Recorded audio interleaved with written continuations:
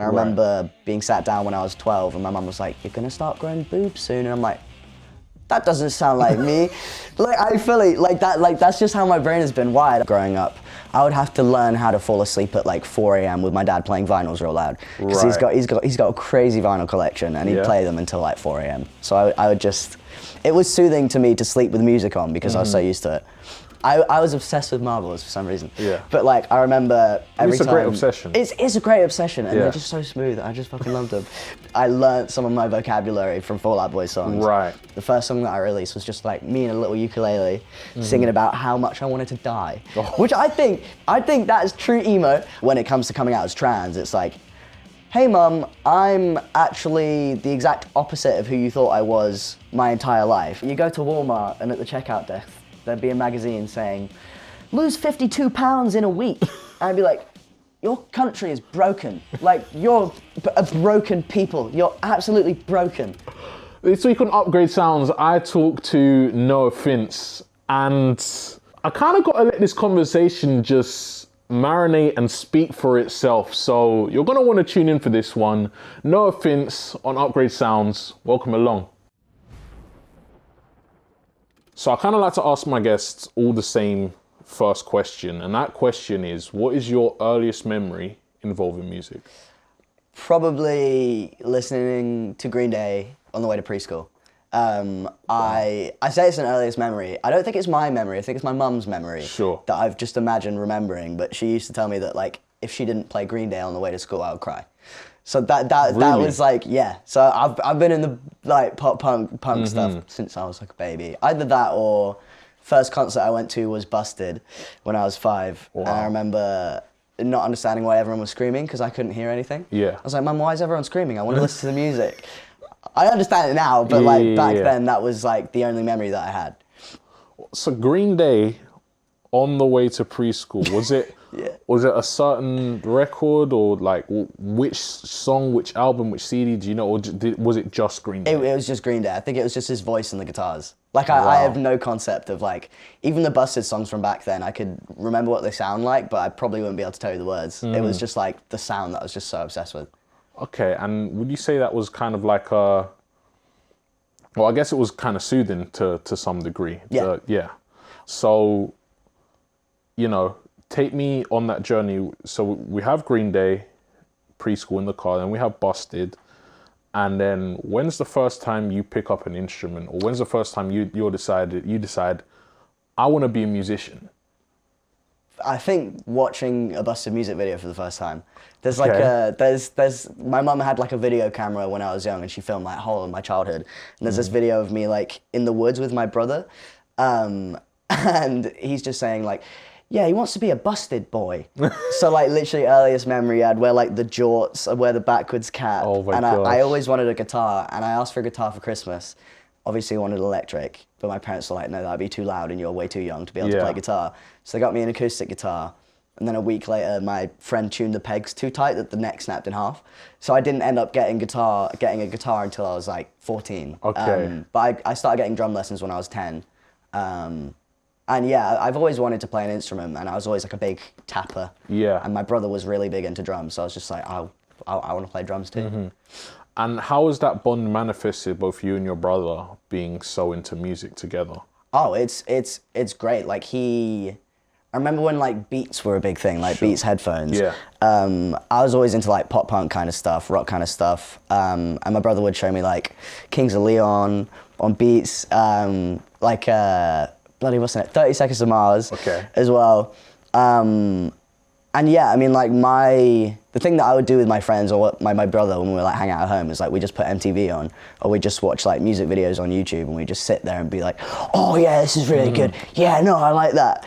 So that's always been a thing. And then obviously when I picked up guitar, we'd like jam in the shed sometimes. But yeah, I think it's like my family have always been very musical. None of them have really like pursued that though. Sure. But I remember like growing up, I would have to learn how to fall asleep at like 4 a.m. with my dad playing vinyls real loud. Because he's got a crazy vinyl collection and he'd play them until like 4 a.m. So I would just, it was soothing to me to sleep with music on because I was so used to it.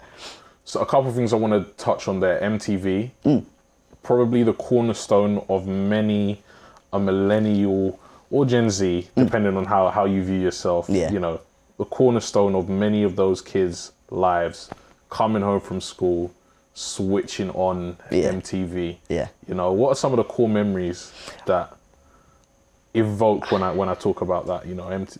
Like, the first things that come to mind are Welcome to the Black Parade.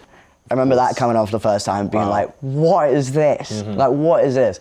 And then Sugar We're Going Down. And I just didn't remember seeing the music video for the first time and being like, my brother's called Zach. I'd be like, Zach, why does he have antlers? Like, what do the antlers mean? And that was like, that album was like 2005. So I was like 5 or 6 years old. Yeah. I just remember watching that being like, I don't get it. And I think it's silly.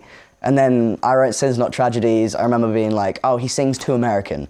Like, those are like, I think those 3 music videos, those ended up being like my favorite bands for about like 5-6 years. And like the reason that I got so into the music scene that I did. But like, I just remember watching those music videos and being like, this is weird, but I really like it. It's amazing. And I guess where I wanted to go from there was mum and dad, obviously, you know, like you say, you had to fall asleep listening to vinyls.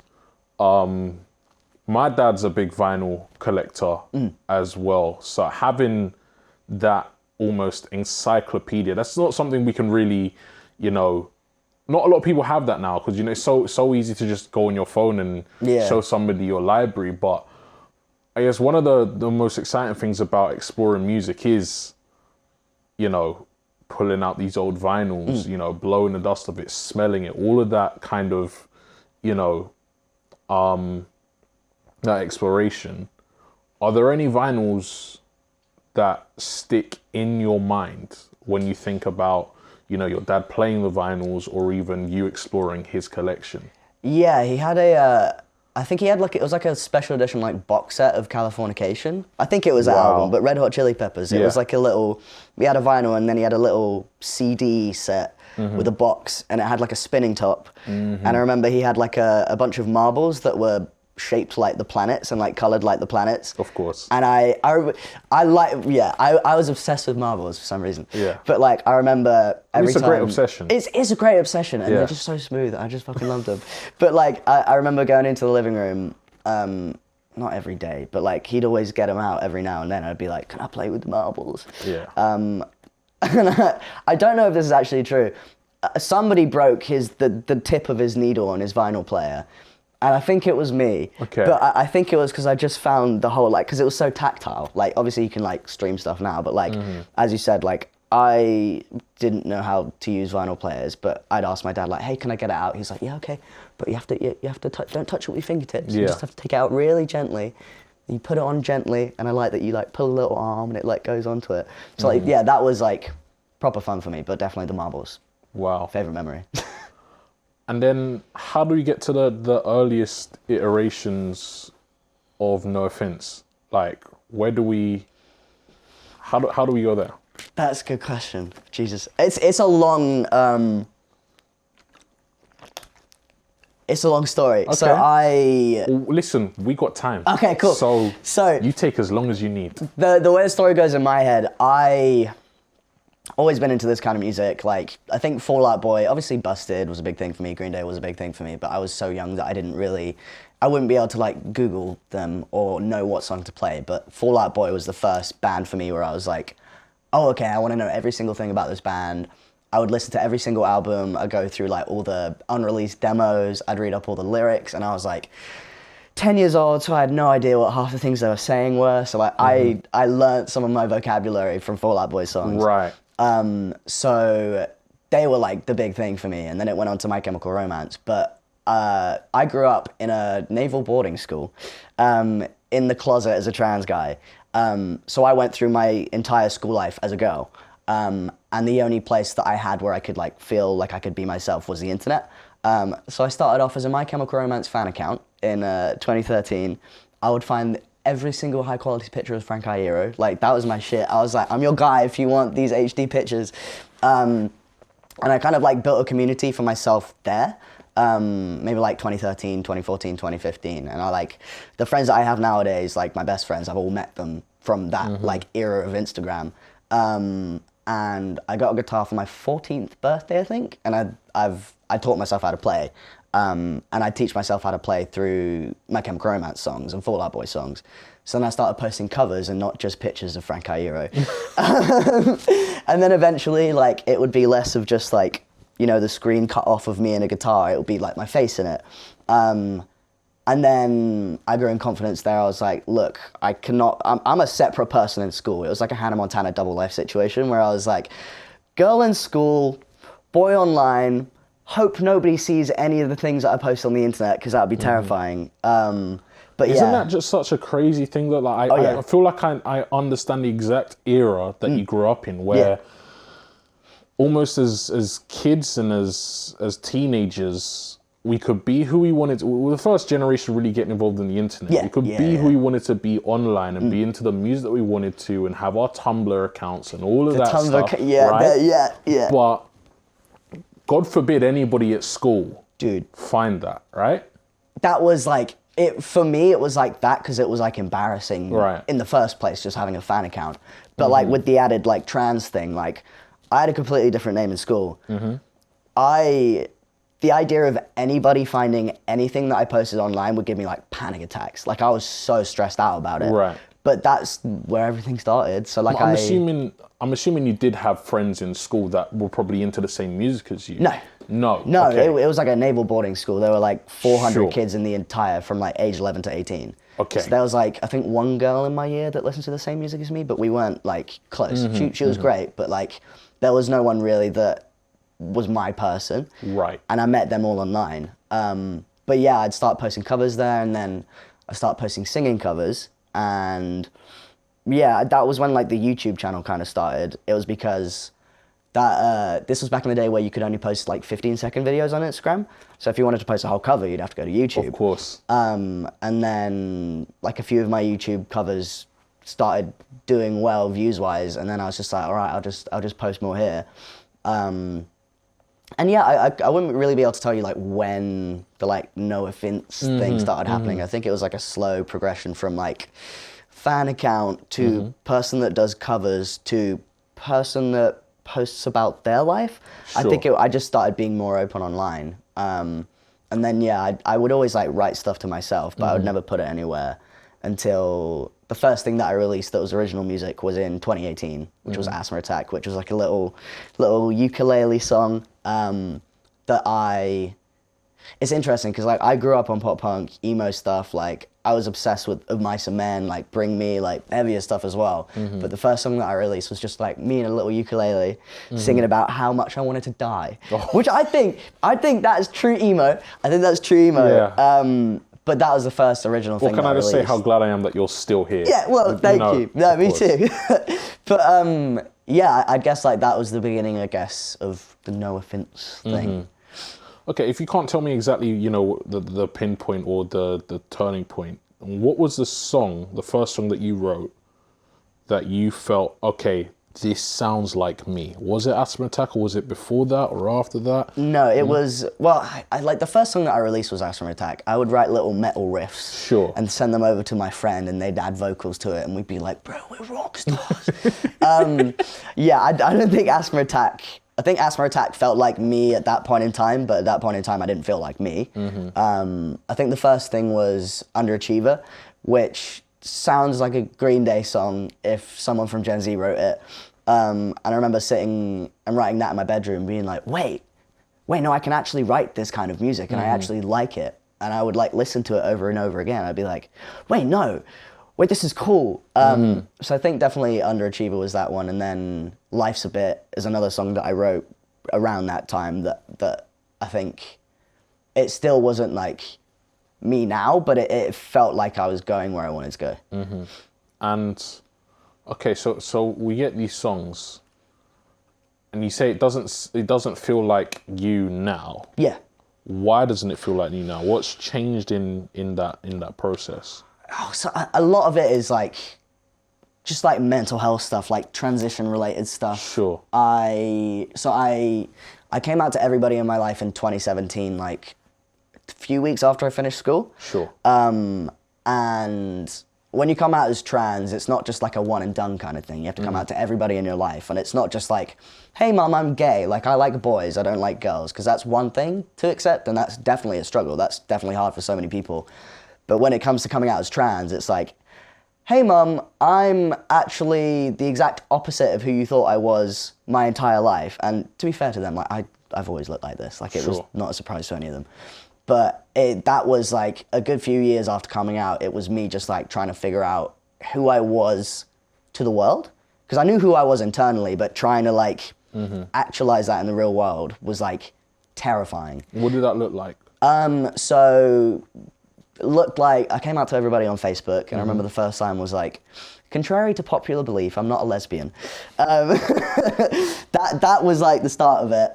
So it was coming out to everybody on Facebook. I came out to my mum on Facebook Messenger because I was too scared. And then she was like, can I tell your brother? And I was like, yeah, okay. And he was like, can I tell your dad? And I was like, yeah, okay. So like, there was no direct personal conversation because I was just too scared about it. But then obviously the family were told, all my friends were told. There are a few select people that I was best friends with that I'd known for years before I told anybody else.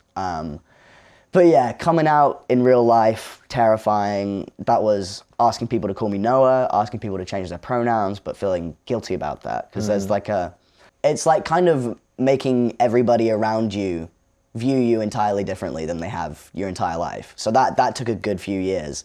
And yeah, I think with the music thing, I always knew who I was, but like actually, you know, starting Testosterone, your voice drops. But when guys that are born as guys go through puberty, that takes like 3 years.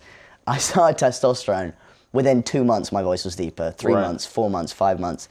It took like a year to fully drop or whatever. So then when it came to singing, I was posting covers every week. So you can see on my channel, like there are weeks where like there are cracks, there are squeaks. The next week it was deeper. I wanted to ask about that because I guess that's not something people would normally think about when thinking about, okay, I'm a trans person that's also a musician. You know, it could have, I guess, affected the way that you sing, and that, you know, it might not have worked out, if that makes sense. That was like, I was so ready to go on Testosterone. It was a thing that was keeping me going through school. I was like, look, everything sucks now, but when I finish school, I can come out and I can transition. But that was like the one fear that I had. Because there wasn't a lot. There are a few YouTube videos of guys that had gone on Testosterone and then sung before and after. A lot of them couldn't sing before and after, so I just had to rely on the fact that like... You knew you could sing. I knew I could sing, yeah. And all you had to do was kind of just like sing through it. Like there were points where obviously like nothing would come out, it would just be air, and that was terrifying. But yeah, it was kind of an adjustment, and it's definitely settled now. So I think if you can sing before and you look after yourself, you can sing afterwards. But it was terrifying because it's not just how deep your voice is, it's your tone changes. And anybody that goes through puberty and their voice drops, they change where they speak from. Like, it's a physical change. So I could feel that change every single month, and it was kind of having to like relearn where I was singing from. It was terrifying, but it was also so fun, because going on Testosterone was something I'd looked forward to for years. And I remember being sat down when I was 12, and my mum was like, you're gonna start growing boobs soon. And I'm like, that doesn't sound like me. Like, I fully, like that, like that's just how my brain has been wired. I was just like, sure, I don't believe that. But like, it was terrifying not knowing if I was gonna be able to sing, but it was also just like, oh, I'm finally getting these voice cracks. But yeah, it was a big worry. It was a big worry. Wow. And then I suppose, you know, we get to the point where you figure out you can sing still. And does that move us into the next iteration of this project? When do we start getting all, you know, the bright colors and the Noah Finnce logo, and, you know, when does that start? That was, I mean, like, I mean, hopeless, I guess. I got signed in summer 2020. Sure. And yeah, I've always wanted to be a musician like my entire life. I've always wanted to be in a band. Like, we literally have a video of me being like, yeah, I wanted to be a Buster Boy. But I didn't have the self-confidence to like tell people that. Sure. Or let anybody know that, because I thought I wouldn't be able to do it. But yeah, it was like getting management that were just like, whatever you want to do, we'll make it happen. I was like, okay, not yet, but okay. And then, yeah, I guess it was like signing with Hopeless, where I had to like flip a switch in my brain where I was just like, I'm not just posting YouTube videos every week. I'm also a professional musician now, and I've got to be doing writing sessions, and I've got to be making songs and releasing songs and doing music videos. And then, because it was during COVID, the live show bit was in the back of my mind, because I was like, that doesn't sound like something I ever want to do, because that sounds terrifying. What was that first live show like? Oh, dude, it was great. It was actually really fun, and I think because by that point I had already built up an audience. I think I had like 500,000 followers on YouTube. So it would be very different to anybody else's like first gig, where they have to like win the crowd over. Whereas my first gig was like 200 people that had probably been watching me for years online, that already knew the words to all my songs, because there was only a few out, and that's the content that they wanted from me. But it was great. It was like the first time, I guess, really seeing the people that had consumed my content in real life, which was mad, because like I'd been doing that since I was 15, and my first gig was like 2021. Sure. So it's really hard not to just look at a video view and be like, oh, it's just a number. But it was great. As soon as I got on stage, I immediately was like, oh, everything's fine. Like, this feels right. Right. But it was all building up until that was terrifying. I remember the first time we booked the first tour, I just cried the rest of the day. And my boyfriend had to be like, why are you crying? I was like, I'm not going to be any good. I can't do it. I'm going to be terrible. I'm not going to be able to sing and play guitar on stage at the same time and look cool and do everything and talk to the crowd. Like, I can't do it. It was fully like a whole day of me just like having a little bit of a breakdown. Yeah. And up until the first gig, I had no idea how I'd do it. And then as soon as I got on stage and I saw people that like were looking up to me, and I could see that they like, it's a parasocial relationship. Like, we're not friends, but like they know me because I've been so personal online for so long. But yeah, immediately it clicked. I was like, oh wait, no, this is it. Wow. Do you think having that relationship with your fans, like, it's a special one, isn't it? I feel like you're more in tune with your fan base than maybe your contemporaries that are also at this point in their career. It's just, you know, if you take your contemporaries around you, like, I'd say it's more personal. And has that served you? Like, I can imagine, as well as it serving you, it could also be a bit taxing. You got people coming to you with their issues. Yeah. You know, is that fair to say? Oh god, yeah. No, definitely. Like, it's like, I wouldn't change it for anything. Of course. And absolutely, like, the relationship that I have with my fan base is like, I think is very special. Sure. But god, yeah. I mean, like, of course it's very personal, because I've documented like the highs, the lows, and I've expressed every single feeling that I've had towards pretty much anything. So obviously kids will come up to me and be like, hey, like, you're the reason I'm still here. And I have to be like, not true.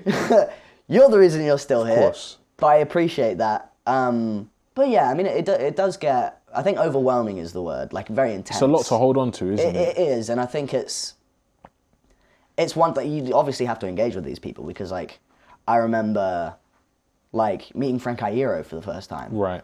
I didn't say anything. I just froze up. I was just like, hi Frank. He's like, hey man, I like your hoodie. Which one's itchy and which one's scratchy? And I was like, I don't know, Frank. And that was the extent of the conversation. But I understand like how important meeting that person is for you, and the fact that like I'm that person to some people is still weird to me. Like, I can't process that. But yeah, like it is nice, and it's, even if it is like overwhelming, it's still just like, it's nice that I can be that person for them, because I didn't really have that. You just touched on your biggest highs and your biggest lows. You know, what has been the highest high and the lowest low? If you're okay to go into that. No. I mean, in terms of music, highest high, probably this tour. Or, well, it's difficult, because like the... Where were you when you got the call to be on this tour? Dude, I've recently got diagnosed with autism. Okay. So change is hard for me. Okay. So I got this call when we were on the last US tour last year. My manager was just like, by the way, I got good news and bad news. Enter Shikari want you to come on tour with them for arenas this time. And for me, that was like, great, but that sounds terrifying. And he was like, but the bad news is, the tour that we have planned for this year, for the UK, it means that you have to do an underplay. Like, you can't play Electric Ballroom. And I was like, give me a day. Like, give me a day to decide. And obviously everyone was around me being like, you should do it. It's insane not to do it. Yeah. But because, like, I plan out everything in my head, like, to the T. Like, before I did my first tour, I planned out where I'd be on the bunk. In the wagon. Like, I had watched 5 hours of videos and be like, that's where I'm going to put my stuff. That's where I'm going to sleep. So to be told that, like, this tour that you've been looking forward to is going to have to change was terrifying. Next day I woke up and I was like, I'm an idiot. Like, yes, I will play Wembley with Enter Shikari. I fucking love Enter Shikari, and I'm terrified to play Wembley. I'm less so now that we've started the tour, and I understand big rooms now more. Wait, I sound like such a wanker when I say that. I get it. But I'm like, once you get past the first 10 rows, everybody looks like a sim anyway. Exactly. But yeah, I remember that being just like a big, like, oh God, what have I just agreed to? But yeah, it's great. So that was the highest high. Yeah. What's the lowest low? I also think the first US tour was the highest high and the lowest low. So highest high because I'd play like 6 shows my entire life, and then I was shipped off to America to play a month's worth of shows. Right. In America. So going on tour is one thing. Yeah. But then going on tour in a place that you've probably not been to at that point? Texas, God no. I had no desire to ever go to Texas in my life. Right. But yeah, lowest low because we had a bus and the air conditioning didn't work. Oh gosh. And it was summer, and I had heat stroke for like the majority of the tour. Yeah. So I was like throwing up every night. I'd throw up before VIP. Do VIP, hi, nice to meet you. So nice to see you. Yeah. Throw up before the show because I was so nervous. Finish the show, try and shovel in pizza, wake up the next morning, throw up. It was hard, but it was definitely a learning experience, and I know that like... Because when people talk about going on tour in the US, they don't think of things like that. They think of it being glitz and glamour and you know, flying out and just America, and it's this big, beautiful Candyland, right? Yeah. So this is... Yeah, I mean, like, some of it is that. Yeah. Some of it is that, like, driving past stuff that you'd only see in movies. Right, really cool. And, like, obviously going to LA. I don't like LA. But, like, when you get to LA, you're like, I'm in LA. Yeah, but, I mean, like, touring... I feel like touring isn't glamorous until you get to, like... Of course. The big ones. Of course. Because otherwise it's just, like, everybody's doing, like, 3 jobs at once. Mm-hmm. Nobody's eating well because you're in America, and the food in America is like... This is what I said. When we went over there, the Americans got annoyed at me and my boyfriend for complaining about the food and just general American bullshit. Like, you go to Walmart, and at the checkout desk, there'd be a magazine saying, lose 52 pounds in a week. And I'd be like, your country is broken. Like, you're a broken people. You're absolutely broken. But yeah, it's not glamorous. It's like eating pizza every night, which is all right until you get to 2 weeks in and you're like, I don't want to see another piece of cheese. Yeah. But yeah, it's fun. It's definitely, I'm definitely lucky that I started with an audience. So like, I get the luxury of like having a good team that are experienced in doing what they're doing, and like having a decent like bus or like a bandwagon where I don't have to like crash on people's couches. But even saying that, it's like, yeah, I don't want to see another slice of pizza ever again. Okay, duly noted. I won't bring pizza. Yeah. Obviously, Wembley this weekend, you know, that's a huge show, and I cannot think of anybody that deserves to be on that bill more than you. Oh. Is there anything that you do before the show to prepare yourself? Like, do you walk the venue? Like... yeah, I don't bloody know. No. So first time I toured, it was like, I would just sit in the green room like this for 20 minutes before the show, not speak to anyone, like, don't touch me, don't go near me, don't come in the green room. Sure. It's different now because I'm more chill about it, but usually, yeah, we get into the venue, we walk around a bit, and we say, this is a big bloody room, isn't it? Yeah. And then before the show, I don't know how I'm going to be for Wembley. I don't know what it is about this tour. Like, Shikari's team is so nice. Shikari is so nice. Everybody that's involved with it is just the nicest. So there's no stress in that regard. I don't know what I'm going to do. We usually, the only, like, thing that we do every show is, like, it's me, my bassist, and my drummer. We go, like, this with our knuckles. Yeah. And then we listen to like 100 Gex or Fiddler before we go on stage, and then we go on stage. Like there's no crazy routine that we have. I just need to make sure that I've eaten enough. Okay. Well, yeah, have a great breakfast. Not like you've done today. Yes. God. Yeah. No, it's all good. I'm gonna let you go quickly, but before I do, is there anything that you would have done differently up until this point, given the opportunity? I don't know. I'm really bad with like regrets because I feel like every choice that I've made that I've regretted in the moment has like either taught me something or it's just a fun story. Right. Like I regret probably eating that much pizza. Okay. But it's a funny story because the next morning we're all getting up and we have the shits. And you can't shit on a tour bus. Yeah. But yeah, I mean, like I regret posting some of the edgy teenage bullshit I did when I was 15. Sure. But I can't regret that because I was 15 and there were kids that followed me back then that have been with me since then that are just like, yeah, I was going through that really edgy, annoying phase, obnoxious thing that you were going through at the same time as you. Yeah. So like there's no like big dramas with me. There's nothing that I'm just like, I'm sorry, I regret this so much. It's more just like, oh God, that was cringe. No serious errors in judgment. No, exactly. Like, no, I never had any controversies. Yeah. I've always just been a bit annoying. That's been about it.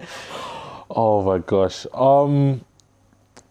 Thank you so much for coming and hanging out and talking with me. It's probably been my favorite conversation I think I've ever had so far. Like, genuinely. Yeah, I can't wait to see you this weekend. And where can we all find you? So you can find me at Noah Finnce on socials. Just Noah Finnce. NOAHFINNCE, because my name is Noah Finn Adams, and it sounds like Noah Finnce in a Kiwi accent. Noah Finnce. Awesome. Thank you so much, Noah. Thanks for having me. That was fucking unbelievable.